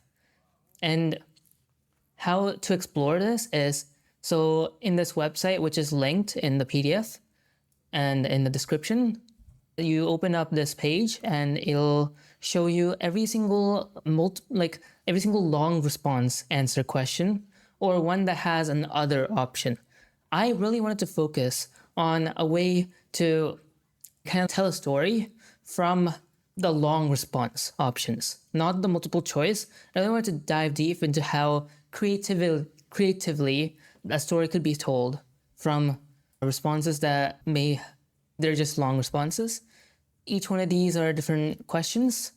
And over here is like how I've built it. And if I go to one of them, for example, this one, so it gives you some information about the question. If AI created a work of art, what would its vibe be? And these are some of the choices. And then this is like the other option. What else would the vibe of an AI be like an AI created artwork? And over here is the semantic map. So there are 5 different clusters and they're all colored different things. There's only one over here. I think this one is separate because it has both the words garbage and art. It's different. But for example, these ones are like just saying it's like they don't really care about it or it's just weird. These ones are more about how the art looks, like if it's fake or soulless. This one is how it would depend on what the user wants, and etc. And you can look through this, but what better way to look through it than to listen to it? And so what I've built is each cluster has like a representative talk in a table discussion with the other clusters. So I'm gonna play it for you right now. Dystopian, fake, that's the vibe. Corporate dystopia, all uncanny valley. Looks okay at first glance, glossy like anime sometimes, but it's cold and artificial underneath. Believable, but deceptive.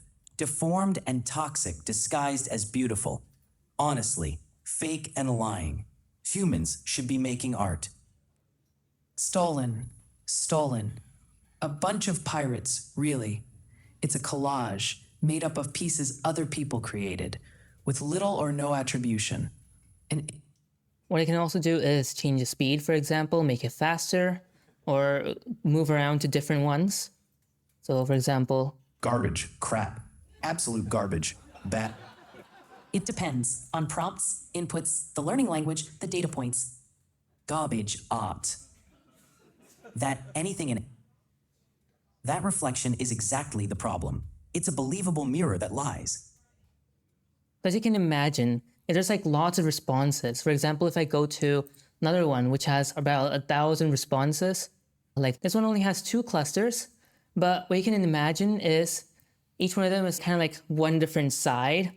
And there's like a discussion between the 2 people about the differences and similarities between their thinking. And at the end, there's more of an agreement or like some differences set out and with a neutral synthesis of what happens.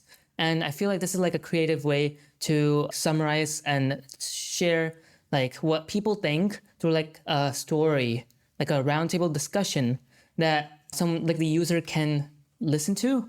And then from that, create their own insights about the data. Thank you for watching.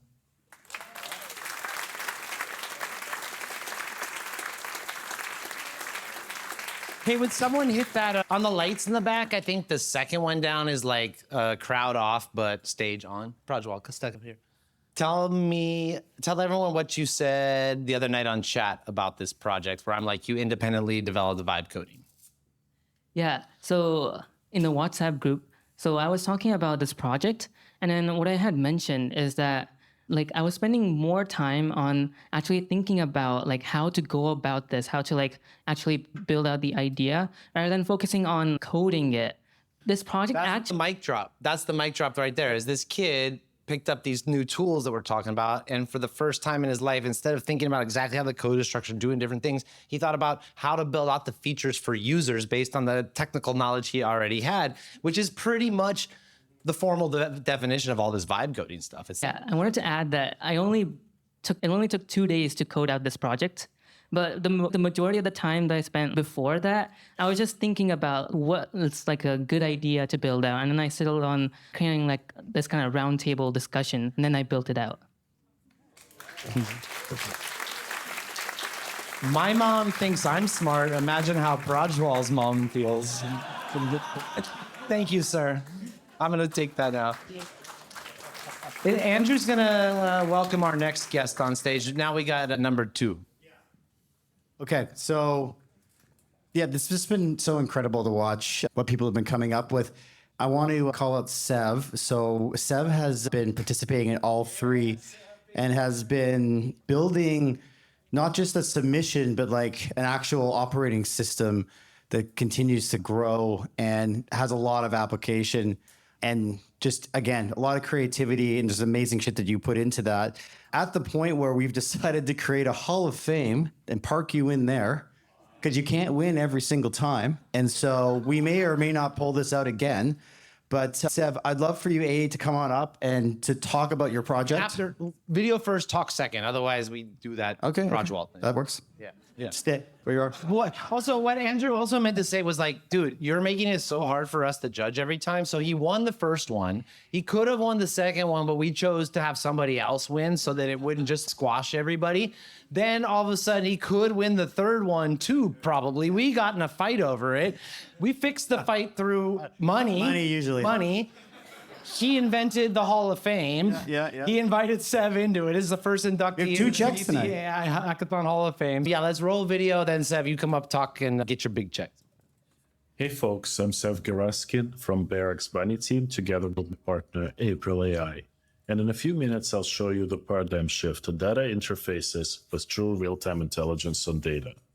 What is an interface that makes data sets feel like interactive stories? Imagine you're a BC policymaker and tomorrow you get to decide whether to invest $2 million in AI training. You have 1001 survey responses and 3 options. Option 1 is to read a 200-page PDF. Option 2 is to stare at static charts. Or you can pick option 3 to let an intelligent interface guide you through the data. We built option 3, the artificially general intelligent data interface, the interface that guides you through the infinite number of data adventures and continuously uncovers deep insights in your data. Let's dive in and take a look. My name is Sev, and I'm a founder.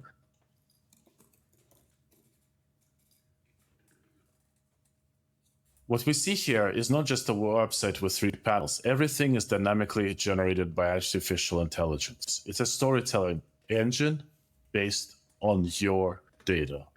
Let's explore demographic patterns in a 1001 response BC dataset.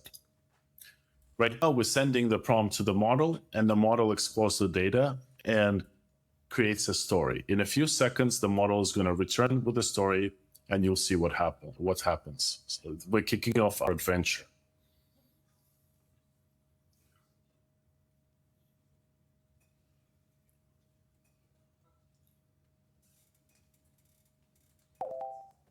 All right, as you can see, the model dove into the data and it pulled up some initial stats with the key insights. And now, as a founder, you know that understanding I will let AI talk. your audience is everything. Let's dive into the fascinating demographic landscape of BC's AI adoption. The data reveals some striking patterns across our 1001 survey respondents. Here's what the numbers tell us. The largest group are working professionals at 572 people, 57.1% of respondents, followed by community leaders at 341 people, 34.1%. But here's where it gets interesting for someone in your position. Young tech enthusiasts, while only 60 people, 60%, show the highest AI sentiment score at 0.82, compared to creative professionals at 84 people, 8.4%, with a more cautious 0.73 sentiment. Okay, so this is artificial intelligence walking us through the data story that it dynamically created. Not only that it created a story, it uncovered the key insights. 57% are working professionals, and it created a nice infographic to show us. On the right, I have a dynamic visualization engine. These charts are fully dynamically generated, and AI decided which charts to show. For instance, here it had a key finding where occasional AI users outnumber regular users by 2.5x, 405 occasional users versus 164 regular users, only 4% difference. And it shows us the distribution of types of users in terms of their experience level with artificial intelligence. Now, based on this adventure, it's also decided, okay, let's figure out what are the next steps in our story and let's generate some options. So these options were dynamically generated by AI again, and it allows us to dive deeper into our data. We can choose to continue this adventure, or we can ask questions to the data directly. Let's ask about rural population. Can you give us some insights about the rural population in British Columbia? So now we decided, okay, let's wait and see what the model comes up with. And also in the meantime, we want to make this fun. So we have kind of built it like a game. So these are achievements that you can unlock. And as you dive deep into the data, you unlock more achievements that kind of gives you like a little bit of motivation to continue the exploration. As you can see, we're now a rural researcher. And here's our adventure, right? We found an interesting insights, which is 2.6% adoption rate difference between urban and rural regions. As a founder, this could create a market opportunity if we're deciding to expand it in those regions as well. All right. And we can just keep going, and the story will just keep going, and the insights will just keep automatically generating as we dive deeper and deeper into the data. So the story never stops, and we can track our progress and then take the best insights and our organizational and business decision making with them. So what you've seen, it's not just a data tool. It's a way to experience data sets.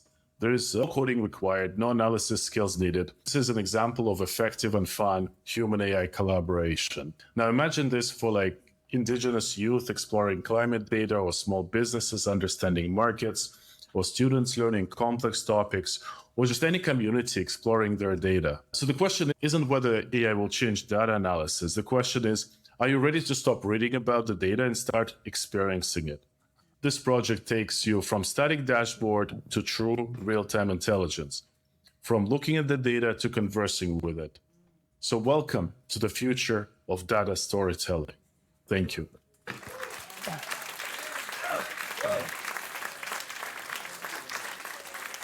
Okay, I got to do a quick disclaimer that I was told to do, which is that every time we collect these data sets, we just randomly talk to people on our panel. We have 100,000 people in Canada. We don't weight the data. We don't do a much of analysis. So the fact that 40% of people, I think in this survey, said the government needs to really intervene in AI, just don't take that as necessarily something that you should put in the news. That's just what those random people had to say. So that's my quick disclaimer. Okay. Seb. Anything else you want to say about Seb's project, Julie? I saw you nodding strongly there at the end. What were you nodding all about there? That line that you said, I quoted you in my little, when I was judging everything, I was like, this is, and being able to ask the data questions, this is something we've thought about in our company, of the way to be able to do that. And I've thought about it a lot, just because every company we work with has this huge amount of data they're dealing with. And it takes a lot of power and energy to go through all of that and to quantify everything. So being able to go in and ask the data questions, like that was really the light bulb moment for me. That's everybody's dream. And it is everybody's dream. So Talk to my data for yeah. real? Yeah. So they're going to do a thing right now. This is the presenting you with the Extra $1,000 that fell out of the Thank you very much. Congratulations, Hall of Famer. Hey, let's look over there at Michelle Diamond for one quick second. Here, guys.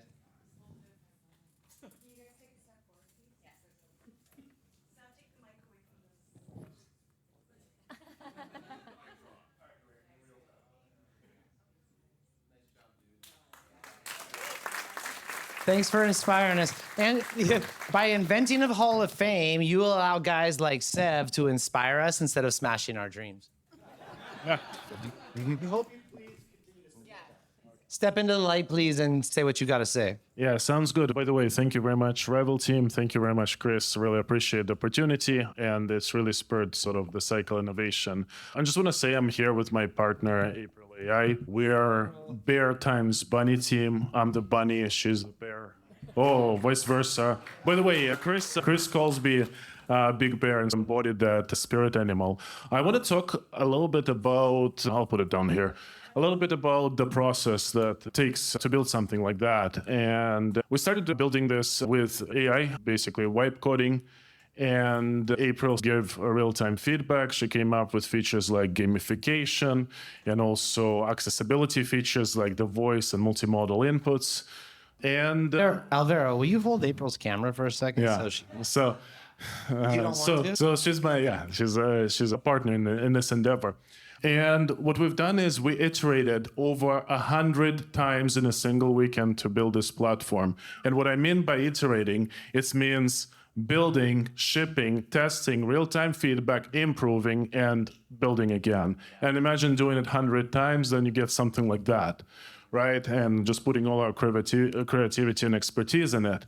In fact, we pushed the Claude model so hard, when April tried to add emotional context to a task, Claude said, "I'm sorry, I can't process that emotional sentiment right now. I'm too busy completing my previous task." This is one of the few times I observed the large language model outright refuse user instructions.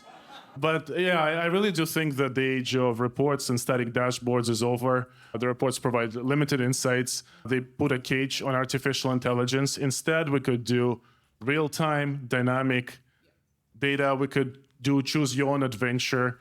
And this helps us unlock the next step in data visualization, data storytelling, where a person is not just a data analyst, it's an adventurer wandering through their own data jungle with artificial intelligence being a trusted sidekick, a guide that uncovers treasures within this jungle.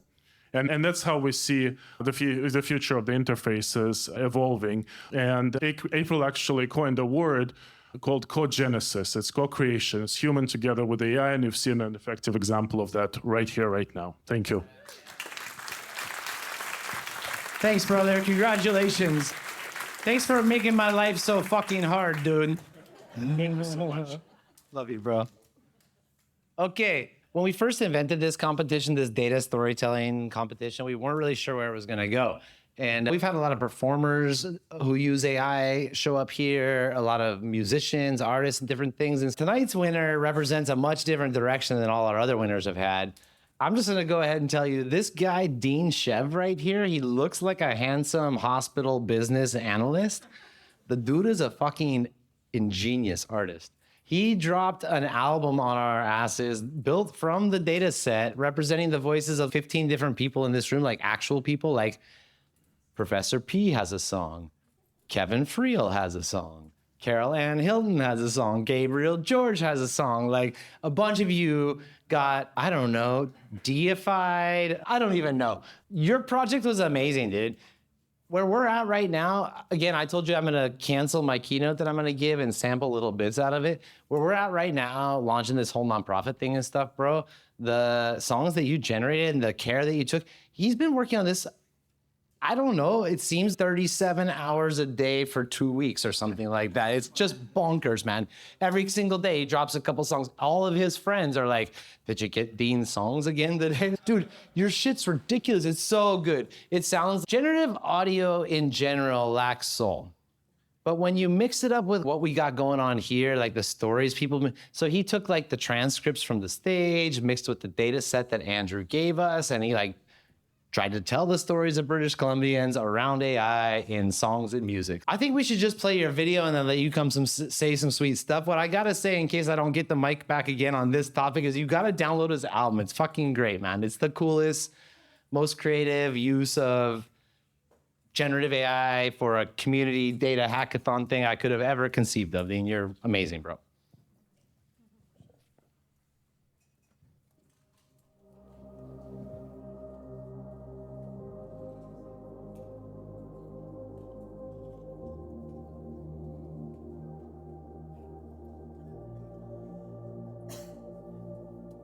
From the time I was 14, I dreamed of becoming a musician. I imagined myself playing instruments, writing songs, and sharing my music with friends. But I grew up in a family of engineers, where everything was grounded in math and logic. That environment shaped my path, and I ended up becoming a healthcare data analyst and an entrepreneur. It was practical. It put food on the table and provided stability. But deep down, my passion for music never faded. My name is Dean Shev, but friends call me Chaz.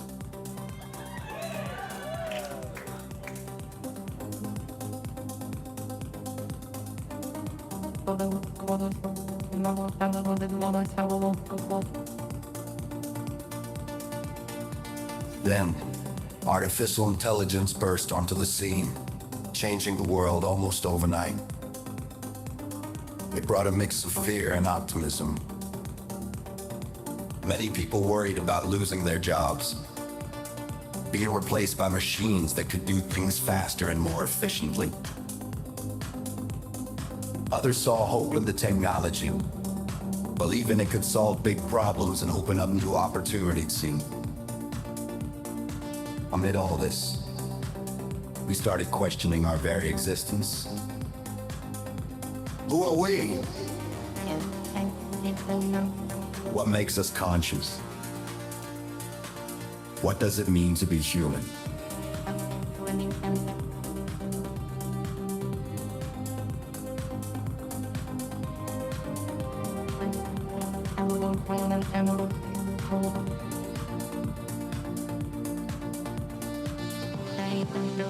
More than ever, people came together to grapple with these deep questions, seeking answers and validation from one another. That's why public surveys are becoming more powerful than ever. The data they collect shows us that we're not alone in our struggles. Others are asking the same important questions too. Social media posts are bursting with questions. Every new and improved AI model creates big risks and opportunities, from military robots to fake OnlyFans models.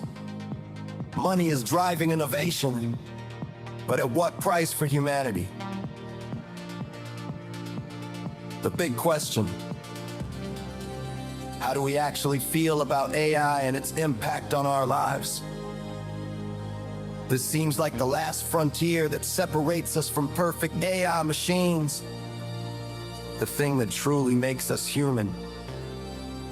That's why I've dedicated this project to a vision: transforming data into human connection. It's about turning numbers into melodies and statistics into stories. I believe that by converting dry survey data into engaging musical experiences, we can bring communities together through the universal language of music. By using the collected answers from the DC AI survey, we can gain profound insights, not like traditional analytics that focus on cold numbers and statistics, but on emotional resonance and genuine connection. Music is the universal language of expression, generating personal and relatable experiences that touch the heart. Can machines feel? Machines feel? Machines feel?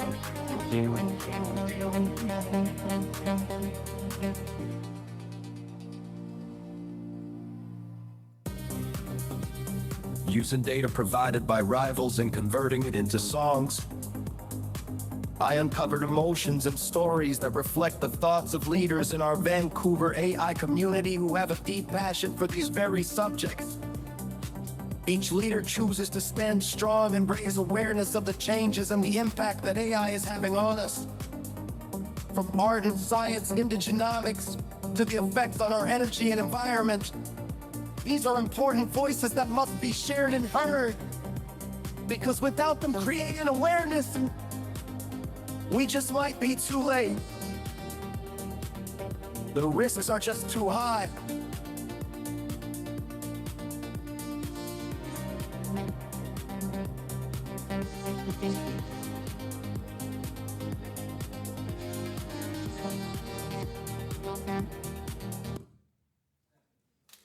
Yeah. Come on up, Dean. Would someone hit the second little light down on the back light switch there, please? I think it's the second one. Yeah. Come on up, bro. So the first thing I want to say is you haven't even seen Dean's project yet, because that little video there wasn't it. That was just a little video about the actual project. And the project is these 14 songs and this data analysis dashboard and a whole bunch more shit after that. So what do you guys say in 1 minute, bro? A lot. There's 17 songs, and there's 5 songs in drafting, and each song probably took, I don't know, hours and hours. But I'm mostly insomniac, so it's fine. Every song is a representation of a person. And when I was trying to design a song, I was trying to feel and think, what does this person brings into this community, and then the awareness that this person is trying to give us. And as you're going to listen to the song of each individual that posted on the website, you would discover it for yourself. And I think you're going to have an aha moment that, yeah, AI is here. AI has changed our lives. Where can they check it out, dude? Oh, that was the website. And it's actually very easy. bcai.dev. Yeah, we're gonna drop it on the chat later. We're gonna be blowing up the chat on a bunch of different things. All the songs are downloadable. They all got dashboards. You're supposed to heart and like them. There's been significant activity taking place somehow. I'm not sure, you must have leaked it out or something. I still have 1 minute, right? was like 90 seconds ago, Ron. So that was 90 seconds ago. I want to use the 1 minute in a very smart way. Can we play one song? Which song? Oh, okay. Actually, I want a Chris Crook. No. It's one of my favorite. Chris Crook.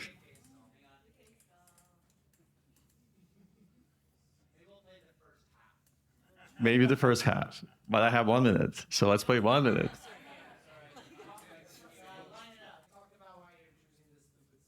That stupid song is full of feelings. It has a feelings and purpose of bringing us all together. The song is called Bringing People in a Circle. And if you look around this room, this is one big circle. And there's this one guy who not only brought his parents all the way from States today, but each one of us into this room. So there's a big thing happening today, right, Chris, BC and I? I told you guys I canceled my talk, and I was going to ask Zaro to give a 30-second version of it, and now you get a chance to prepare. But you give the BCAI talk. Dean was like the first member to join. Give the quick talk, and then Zaro, and then we're done. I think the biggest announcement that we all have here, some of you may know, some of you not. Okay, it's working? Okay. Okay, we'll start slowly. Yes. But then, you know what? Let's play it. Let's just enjoy it for 1 month.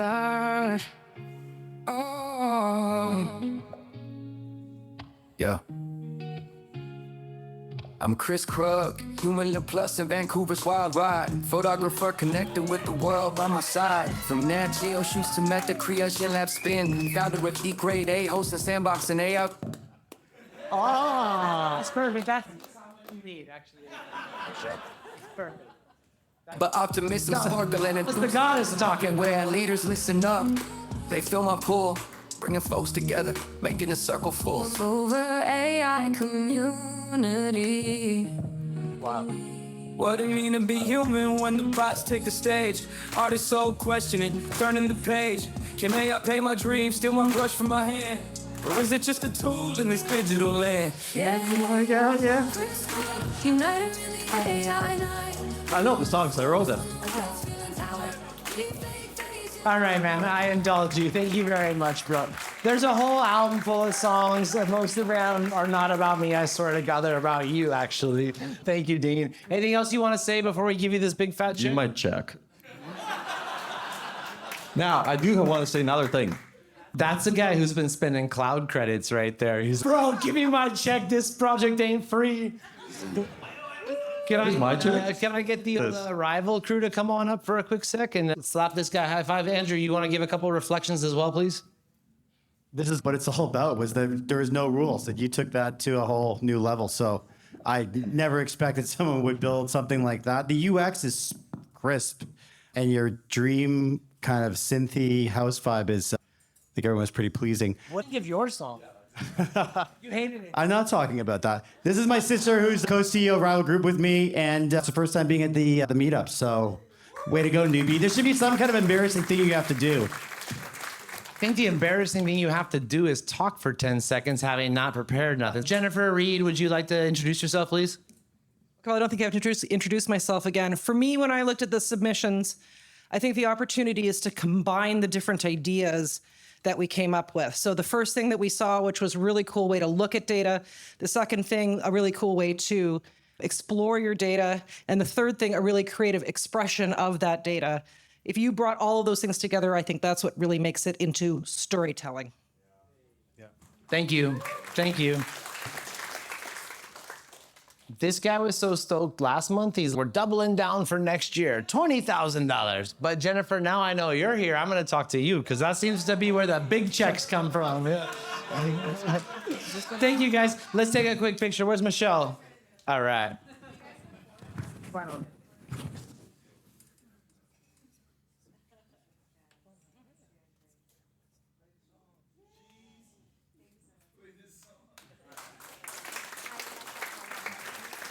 You actually are done. I'm sorry, bro. Yeah. I just want to say that today was incredible submissions, both by Seth and Praj. And Praj, look at the money. So I do want to invite you and spoil you a little bit and share some of my prize, okay? I don't mean to be your business advisor or nothing, but you should share a part of your prize in the form of some wages to Prajwal. You should hire the kid on your project. From the time I was Take your money, put it in the bank, hire Prajwal. dreamed of becoming a musician. All right.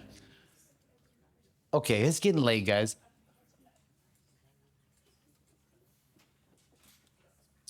Here's the quick version. We've done 20 events in a row just like what you're at right now. That's where this whole community has come from. That's the good vibes. Out of that has sprung a whole bunch of other cool shit. A bunch of special interest groups. Surrey AI, Squamish AI, Loki and his Mind AI's consciousness group. We've got AI in education with Antonia, who's gonna come up here in a second. We've got AI in heavy industry applied AI with Ubdav and his dad, who runs a $500 million shoe company. Like, we're going deep on a whole bunch of different levels. Our critics would like to say, we're just creative, we're just making pretty pictures. That's not the case. We're talking ethics, we're talking business, we're going deep on all the different rabbit holes. We are building a container where you can have challenging different ideas and everyone feels good at the end. Join this thing. If you feel good about what you've done here tonight, there's a bunch of perks. I'll tell them to you later, but it's not about the perks. It's about coming together, putting the best of what we got in the middle to go after things that are bigger and better than all of us. It's about organizing to form power. So that's what the BC AI ecosystem is all about. It's a new nonprofit. We just registered last Friday. We're signing up new members. 35 of you are already members, already bought the membership and stuff. And like I said, big picture value, us coming together to go after big stuff. There's gonna be thousands of dollars of other stacked perks that come soon, just trust me. Some of them are all, like you can rent this place for half off if you become a BCAI member. You can take Peter's courses for 30% off if you are a BCAI member. You can get a free 1 week of co-working at Nook in Richmond. 7 days in a row, sequential. If you're, it's a good value. There's a lot of cool shit. Anyway, also we've dropped a whole bunch of resources on people that like are pretty fucking amazing. They're better than the things a lot of government organizations are giving you. A lot of other things. We've got a funding directory. Go back one sec. A whole bunch of people in here have already received Ove, Carla Ritchie. Several people have found grants and stuff in here already that they have received and to their AI projects. Next, please. These data sets that we have been, these 3 rounds of data sets, this is through Angus Reid Forum, like the most expensive data research firm in Canada who does badass stuff. This is Andrew and Jennifer Reid's company. They go out and ask people questions, they bring us back the data, and then they let you guys build AI stuff on top of it. That's super valuable. So the last 3 data sets that they built for us live here. I've been mapping all the companies in the space. I've been learning how to use AI to do data analysis and data enrichment through my buddy Sev here. So I've got like 480 AI in BC companies and organizations we're tracking right now in this ecosystem map that's on our website. You could build stuff on top of that. I built a ChatGPT based on all the documents I've collected, all the research I've done, all the stuff we've been sharing back and forth between us, the transcripts from this meetings, the transcripts from our WhatsApp, all the things we've been creating together. This thing has it under the hood. You can talk to it and ask it questions and figure out what's up in this community, in our online spaces or whatever. Okay, the code will come back up in a minute. I encourage you to do the thing. No, let's go back. We got to talk about our homies. These are the peeps that make it happen. These are the people that, okay, listen, we raised $5,500 here tonight. Venue costs about $1,500 plus some other stuff. Food and drink costs about $1,500 plus some other stuff. We try to pay the artists and people that are involved. It works out to about $5,000. This time we brought in $5,500. These are the people that help us get past the line. Dmitry Segev. Dmitry Segev. Sorry, guys, I'm tired. Dmitry Schwartzman is a realtor who's a father of many of the people in this room. He's got an amazing family, and a lot of them are showing up here tonight. Ron and Elon Segev are 2 brothers that run a really cool law firm. They give us $500 a month to keep the doors open. Rival, you've seen what they've done. They dropped 10,000 on our community this year. They're dropping at least 20,000 on our community next year. The Upgrade, that's Peter and I. We're just trying to get people like upgraded and upskilled along the way. And Peter is open to 30% off. Thank you, brother. VHT, thanks guys for buying like the 10 pack right out the gate of tickets or whatever to the whole VCAI thing. Darren, Nichols, Dean Chev, thank you for your support. Mark Bussey, Creative Mornings, Jessica Liang, look, that's a cool co-working space you get to go to if you feel like it. Lorraine Lowe, Lucy, Michael, Space Center. Hey, I got a request right now that we clean up our shit after us, and you clean up after your neighbor too, even if it ain't yours. Like I said, we get to hang out here and partake, and no one's giving us pressure about nothing, so let's leave this place better than we found it. And Philippe, who was right there but had to go, Meta Creation Lab. Guy's been running a creative AI lab in Surrey for almost 20 years at CIAT in Surrey. Amazing partner in lots of ways. Ah, these are our peeps. Ubdav, are you here? Yeah, bro. Ubdav has a small contract right now as my chief of staff. Also, we are gonna be roommates for the fall. I just wanna thank Ubdav for all the help you've been giving me. Gabe Zaro. You should try to hire him in the next 12 hours because I happen to know that he has a final interview in the morning with one of the coolest companies any of you all have ever heard of with the CEO. He's a community guy, available, but not for very long. I would do it while you can do it. I did it, and he said yes, and so he's helping us out with a community here at BCAI. Thank you, Gabe. Mama, thank you guys for coming. Victor has been here since month 2, making videos, laying down the archives, the permanent record. Everyone, Antonia, maybe now's the time. Yeah. Actually, Matthew Schwartz, maybe now's the time for you too. We got some special interest groups. We got things springing up all around us. That's why we built the whole nonprofit. And so I want to just invite Matthew and Antonia for the moment. Riv, thank you for coming too. They're both doing these AI in education, Surrey AI. Keep it brief, y'all. What I got, 30 minutes or like 30 seconds? If you fan me, you can have as long as you want. It's ridiculous.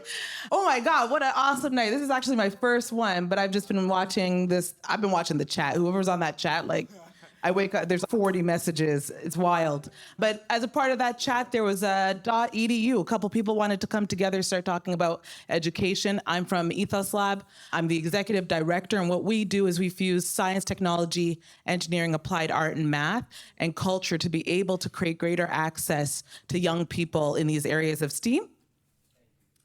And so saw a lot of the conversation happening on the EDU, or a lot of not too much conversation happening on the EDU group. And we've got a 4,000 square foot space in Mount Pleasant, and are inviting anyone who's in the education space to come out for EDU or education meetup in AI. So that is on the 11th of September. You can go to the chat, you could check that out. And then I also just want to give a quick plug. I got PJ right there in the back, one of our facilitators. We are running a weekly AI experimentation group for youth in grades 8 to grade 12. So if you got any high school students out there, what we heard from the kids, and shout out to Prajwal. Yeah, this is the one. Pixel Wizard talked at it and Prajwal talked at it. Exactly. Yeah. Both came, met with our youth AI working group, and they said AI needs to be done in community. And Praj, they said you were the best speaker of They were like, he's the best. That's starting September 19th. PJ is going to be our facilitator. If you got any high school students, please tell them to come out. But if you're in EDU, come out. We rolled past Ethos last night with Joss and I and got the whole, we got to meet PJ. I'd invite him up here right now, but he'll blow your minds for 35 minutes, and who needs that at this moment. But thank you for coming and doing this. Thanks for mixing it up with us around like the AI and education stuff. Yeah. From like how our kids what they should do after high school, to like what role AI should play in the classroom, to it's confusing. And some of the best teachers are experimenting and stuff like that, but a lot of people aren't. They're fighting against it. They're burying their heads in the sand. Yeah, there's a lot of shame around it, especially within the Black community as well too. It's very difficult to engage in this space in a safe and transparent way. And so what we know is that kids, while it's like they feel like it's cheating in school, they're experimenting and trying things on their own and alone. And there's a lot of different types of platforms out there that they should really be able to have critical conversations, talk about decision making and decision hierarchy, what kind of tools to be using in open community. And so that's what we do at Ethos Lab. Yeah. And we also like to have lots of snacks. And You guys are awesome. This is one of the coolest projects going on in Vancouver right now. Thank you, Antonio. Awesome. Yeah, yeah. Speaking of cheating in school, we got Matthew Schwartzman up next.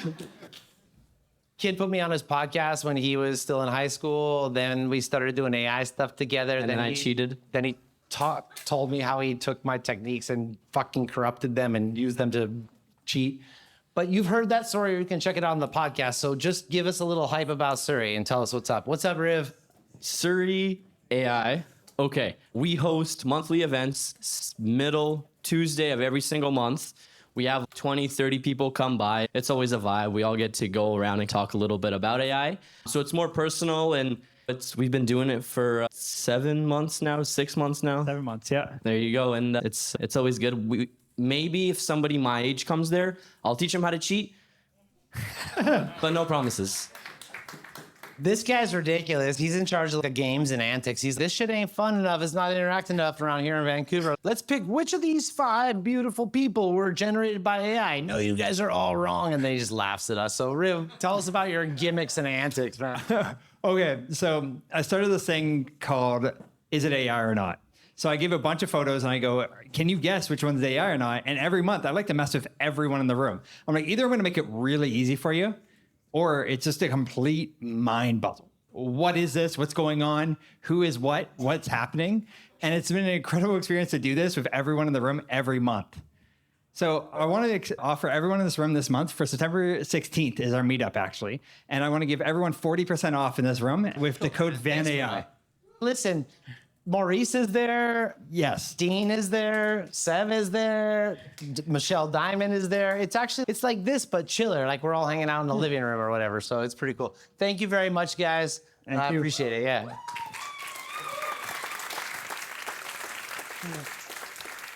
I already said my words about the Space Center. We can move on. Thank you, Space Center. Let's clean up after ourselves. That's the point of this slide. We just did a little bit of community announcements. Let's see if we can keep on trucking.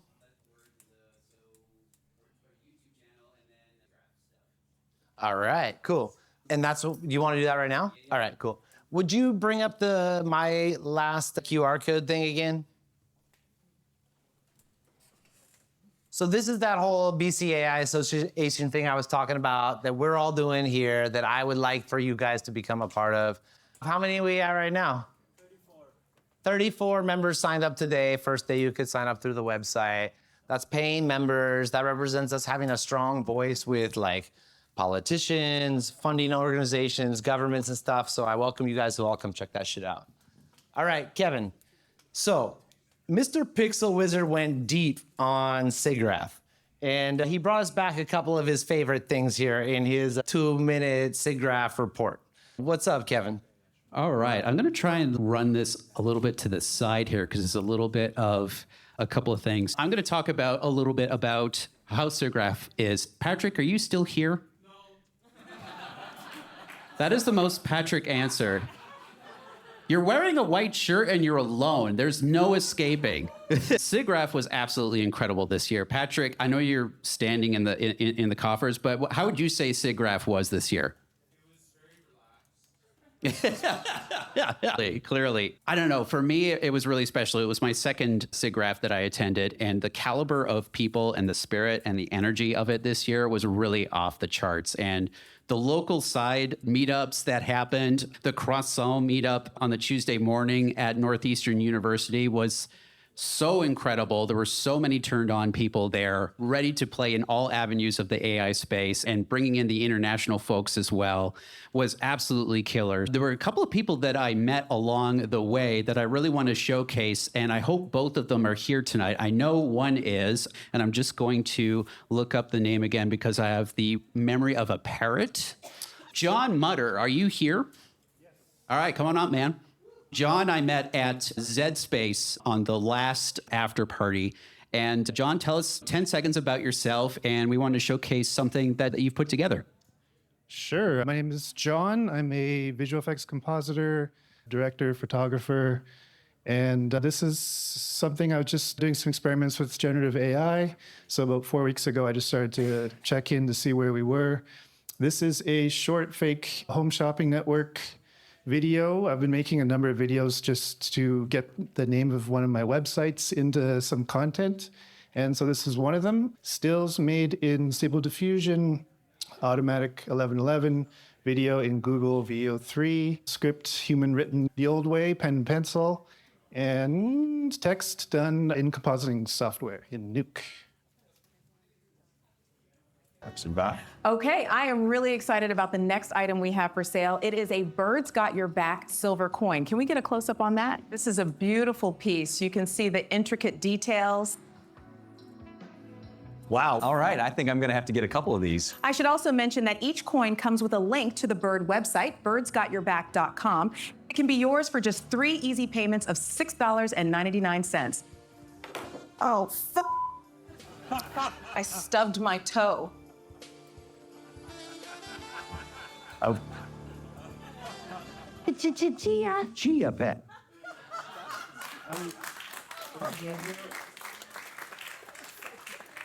Thank you for watching.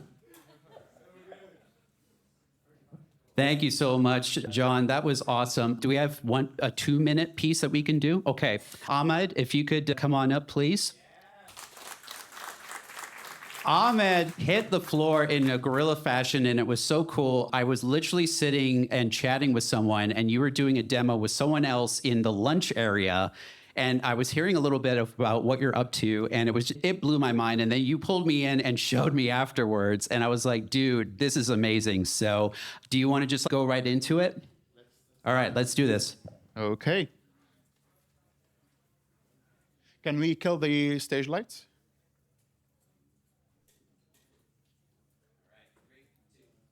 Okay, so my name is Ahmed, and I have 20 years of experience in the game development industry, having worked at startups, as well as an engineering manager at AWS and an instructor at VFS. My work have been featured consistently on BBC, CNBC, IGN, and many others.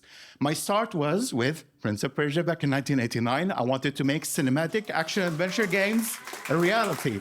I tried every tool that I could get my hands on. None of them allowed me to do an end-to-end approach so that I can make a game and publish it at the same time.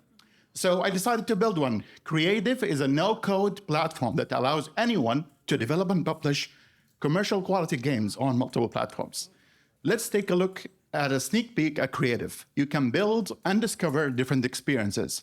So basically, everything you're about to see right now has been made using Creative. You can make infinite procedural open worlds filled with vegetation, with water effects that are simulated, accounting for both the large scale as well as the small scale details, and with different weather environments, both covering this world and beyond. You can use all of that through a simple, easy-to-use user interface to control all aspects of the scene, populate it with content coming from different theme packs, and basically add characters that will be interacting with this environment with rigid bodies, cloth animations, rope physics, and even destruction. So the most complex issues in computer graphics today we're solving with a single click. But it's not only games, it's also interactive applications, storytelling with offline animations, and interactive walkthroughs that could be guided with AI. Speaking of AI, there's Gen AI, of course. They don't let you into SIGGRAPH if you don't have one. And you can also, we are on a path to allow vibe diving, so you can describe a scene and see it come alive in front of you. When you're done, you can publish to any of these platforms with a single click. If you're interested, please join Creative at the waitlist. And from more information coming and release, and the actual release is coming this October. Talk to me if you're interested or if you know somebody who's interested. Thank you, Kevin and Chris. Thank you.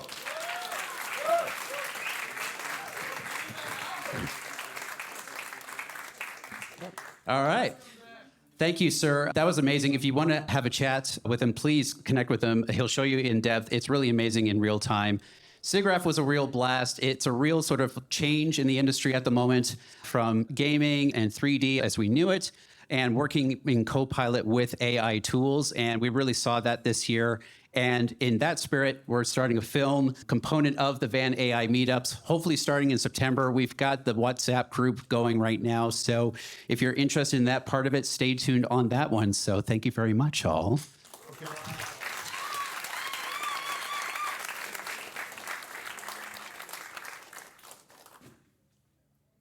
That's a wrap. Thank you for coming. September 24th, next event. There's a bunch of cool shit going on between now and then. The bar's still open for 45 minutes. I think there's still a bunch of gulab jamun. Today's Lord Ganesha's birthday. Bob told me, let's get some vegetarian food and celebrate. There's a bunch of yummy stuff left. Thank you again very much for coming. Hug my mom before you go if you need a hug. Who says AI says innovation, we do the innovation, the data. Who says data says training, we did training, the power. Who says power says wants.